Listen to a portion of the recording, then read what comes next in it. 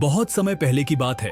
भारतवर्ष में एक विशाल और समृद्ध राज्य था, भरतपुर। इस राज्य का शासक था राजा विक्रम, जो अपनी वीरता, न्यायप्रियता और प्रजा के प्रति अटूट प्रेम के लिए प्रसिद्ध था। उसकी तलवार की चमक दुश्मनों को थर्रा देती थी और उसकी बुद्धिमत्ता मंत्रियों को विस्मित कर देती थी।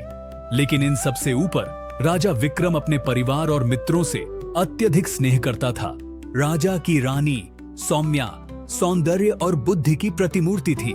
उनका प्रेम एक आदर्श की तरह था, जिसे प्रजा सम्मान की दृष्टि से देखती थी। लेकिन हर महान प्रेम कहानी की तरह इस प्रेम की राह में भी कांटे थे। उन कांटों में सबसे जहरीला था विश्वासघात। एक दिन पड़ोसी राज्य के राजा ने भरतपुर पर हमला करने की धमकी दी। यह राज्य मालवा पहले भी भरतपुर के साथ युद्ध कर चुका था, लेकिन हर बार हार का सामना करना पड़ा था। इस बार मालवा के राजा ने एक नई योजना बनाई।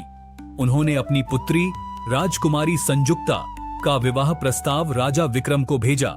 संजुक्ता अनुपम सौंदर्य की स्वामिनी थी और बुद्धिमत्ता में भी कम नहीं थी।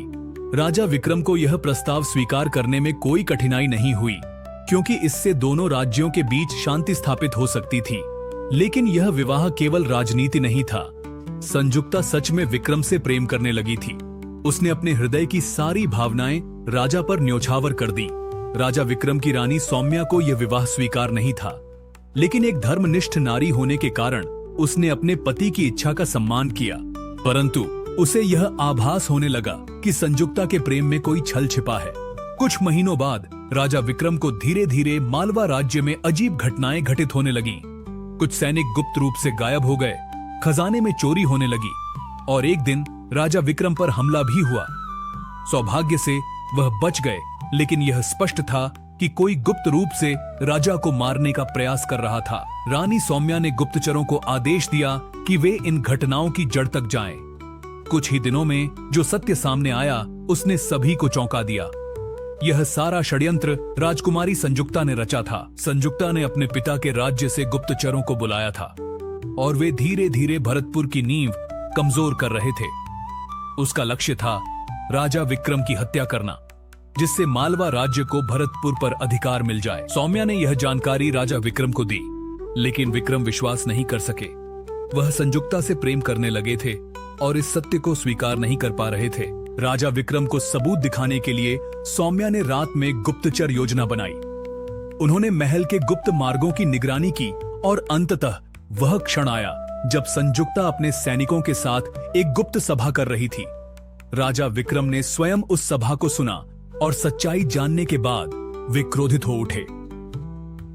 लेकिन जब उन्होंने संजुक्ता का सामना किया तो उसने उनकी आंखों में देखा और कहा, राजन, मैं आपसे प्रेम करती हूं, लेकिन मेरे राज्य के प्रति मेरी निष्ठा अधिक थी। मैंने आपको धोखा दिया, परंतु एक क्षण के लिए भी मैंने आपके प्रति प्रेम को झूठा नहीं माना।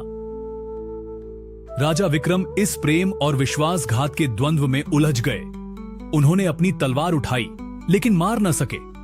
संजुक्ता ने स्वयं ही विष पीकर अपने प्राण त्याग दिए। राजा विक्रम ने युद्ध की घोषणा की और मालवा को पराजित कर दिया। लेकिन इस विजय में आनंद नहीं था। उनके हृदय में संजुक्ता के विश्वासघात का घाव था, परंतु साथ ही उसका प्रेम भी। राजा विक्रम ने अपने शेष जीवन संजुक्ता की स्मृति में व्यतीत किया, यह सोचते हुए कि क्या प्रेम और विश्वासघात कभी अलग हो सकते हैं। इस प्रकार यह कहानी प्रेम, विश्वासघात और एक राजा के हृदय की दुविधा की अमर गाथा बन गई।